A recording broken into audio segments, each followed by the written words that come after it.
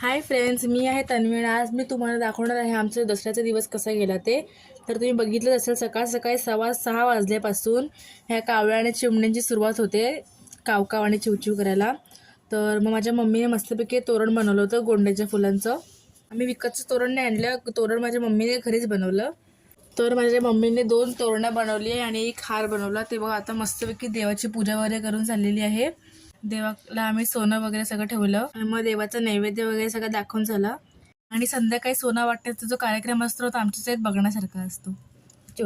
ही सगळी छोटी छोटी मुलं आहेत ना, ते आपापल्या पिशवीतून ना आपट्याची पानं घेऊन येतात आणि मग आम्ही सगळ्यांना चॉकलेट्स देतो आणि ते घरातल्या सगळ्या माणसांना ना सोनं देतात. हे बघा, तुम्ही बघू शकता.